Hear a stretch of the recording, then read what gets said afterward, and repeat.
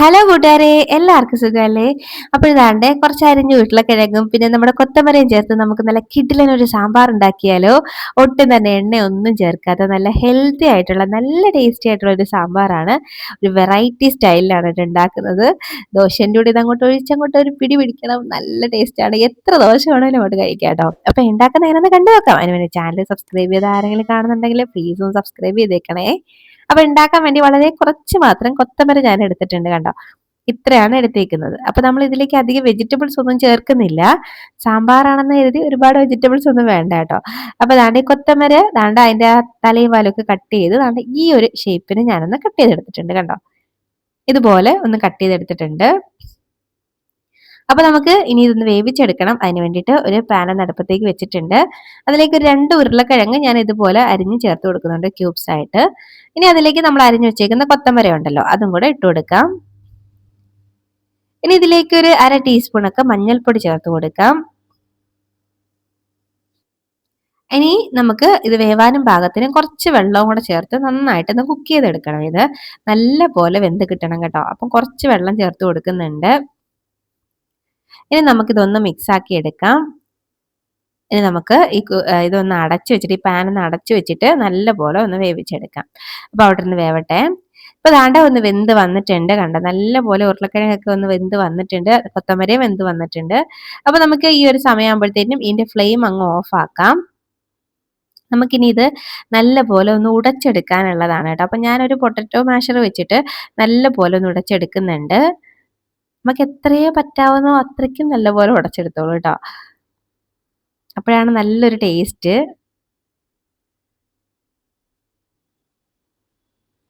ഇപ്പം ഇതാണ്ട് ഞാൻ നന്നായിട്ട് ഒന്ന് ഉടച്ചെടുത്തിട്ടുണ്ട് കേട്ടോ. നല്ലപോലെ ഉടച്ചെടുത്തിട്ടുണ്ട്.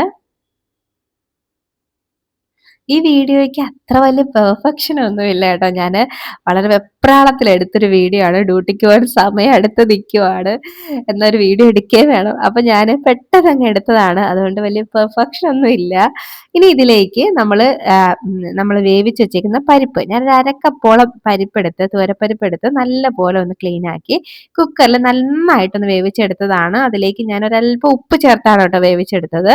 ആ കുക്കറിൽ തന്നെ കുറച്ച് വെള്ളം കൂടെ ചേർത്ത് ഇതിലേക്ക് ഒഴിച്ചു കൊടുത്തിട്ടുണ്ട്. അപ്പം നമ്മുടെ പാകത്തിന് വെള്ളം ചേർക്കാം. ഇനി ഒരല്പം പുളി വെള്ളം ചേർത്ത് കൊടുക്കുന്നുണ്ട്. ചെറിയ പീസ് പുളി എടുത്ത് അതൊന്ന് പിഴിഞ്ഞെടുത്തതാണ്. ഇനി ഇതിലേക്ക് നമുക്ക് കുഞ്ഞുള്ളി ചേർത്ത് കൊടുക്കണം. ഞാൻ ഇവിടെ ഒരു 3 കുഞ്ഞുള്ളി, അത് അത്യാവശ്യം വലുതായിരുന്നു. അപ്പം അതുകൊണ്ടാണ് 3 ചേർത്ത്. ചെറുതാണെങ്കിൽ 4-5 ഒക്കെ എടുക്കാം കേട്ടോ. ഇനി ഇതിലേക്ക് ഒരു തക്കാളി നരഞ്ഞ് ചേർത്ത് കൊടുക്കാം.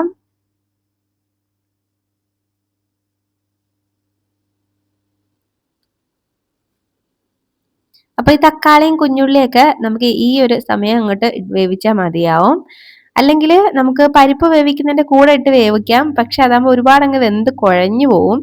അപ്പൊ ഈ ഒരു സമയം ചേർത്താൽ മതിയേ. ഇനി ഇതിലേക്ക് നമുക്ക് എരിവിന് ആവശ്യത്തിനുള്ള പച്ചമുളക് അത് ചേർത്ത് കൊടുക്കാം.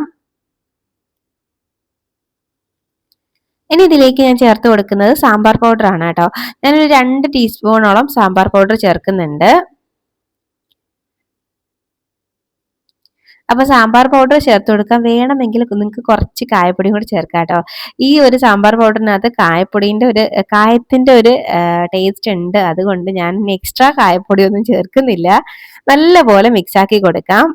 ഇതുപോലെ നന്നായിട്ട് ഒന്ന് മിക്സ് ആക്കി എടുക്കുന്നുണ്ട്. ഇനി ഇതിൽ നമുക്ക് ആവശ്യത്തിന് കുറച്ച് ഉപ്പ് കൂടെ ചേർത്ത് കൊടുക്കാം. അപ്പോൾ ഉപ്പ് നോക്കിയിട്ട് വേണം ചേർത്ത് കൊടുക്കാൻ. നമ്മൾ പരിപ്പിനകത്ത് ഉപ്പ് ഇട്ടാണ് വേവിച്ചത്. അതുകൊണ്ട് ഉപ്പ് നോക്കിയിട്ട് മാത്രം ചേർത്ത് കൊടുക്കുക. വീണ്ടും ഒന്നും കൂടെ മിക്സാക്കി ഇനി നന്നായിട്ട് ഒന്ന് തിളച്ച് വരട്ടെ. ഒന്ന് കുക്കായിട്ട് വരട്ടെ കേട്ടോ. അപ്പോൾ ആ തക്കാളിയും ഉള്ളിയൊക്കെ ഒന്ന് വെന്ത് വരാനുണ്ട്. അപ്പോഴും ഉപ്പൊക്കെ നോക്കി നമുക്കിനി ഇതൊന്ന് അടച്ച് വെച്ചിട്ട് കുറച്ച് സമയം ഒന്ന് വേവിച്ചെടുക്കാം. അപ്പോൾ കുറച്ച് മല്ലിയിലയും കൂടെ അങ്ങോട്ട് ചേർത്ത് കൊടുത്തിട്ടാണ് ഞാനിത് അടച്ച് വെക്കുന്നത്. അപ്പം മല്ലിയിലയ്ക്കൊന്നും കണക്കില്ല, എത്ര വേണമെങ്കിലും ചേർക്കാം കേട്ടോ. അപ്പോൾ അടച്ച് വെക്കാം. അപ്പൊ അതാണ്ടേ നമ്മുടെ സംഭവം ഇവിടെ റെഡി ആയിട്ട് വന്നിട്ടുണ്ട്. സാമ്പാർ ഇവിടെ റെഡി ആയിട്ടുണ്ട് കേട്ടോ. ഞാൻ ഫ്ലെയിം ഒന്ന് കുറച്ച് വെച്ചായിരുന്നു.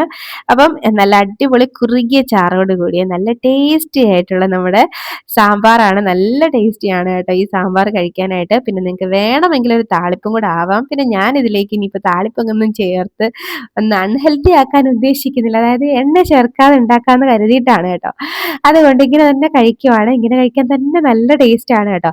ഒരു താളിപ്പും കൂടെ ചേർത്താൽ കുറച്ചും കൂടെ ടേസ്റ്റാണ്. അപ്പൊ നല്ലപോലെ അടിപൊളി ഒരു സാമ്പാറാണ്. അപ്പൊ ഇങ്ങനെ സാമ്പാർ ഉണ്ടാക്കി നോക്കിയിട്ടില്ലാത്തവരൊക്കെ ഉണ്ടാക്കി നോക്കണം. അഭിപ്രായം പറയാൻ മറക്കരുത്. വീഡിയോ ഇഷ്ടമാവുകയാണെങ്കിൽ ലൈക്ക് ചെയ്യാനും മറക്കരുത് കേട്ടോ. ഇനി നമുക്ക് ചൂടോടെ 2 ദോശ അങ്ങോട്ട് ചുട്ടങ്ങോട്ട് വെച്ച് കൊടുത്തിട്ട് ഈ സാമ്പാർ മുങ്ങ ഭാഗത്തിന് അങ്ങോട്ട് ഒഴിച്ചു കൊടുത്തിട്ട് അങ്ങോട്ട് കഴിച്ചാൽ മതി. അപ്പൊ നമുക്ക് ഇനി ഒരു റെസിപ്പിയുമായിട്ട് വീണ്ടും കാണാടോ. അതുവരേക്കും ബൈ. Thanks for watching.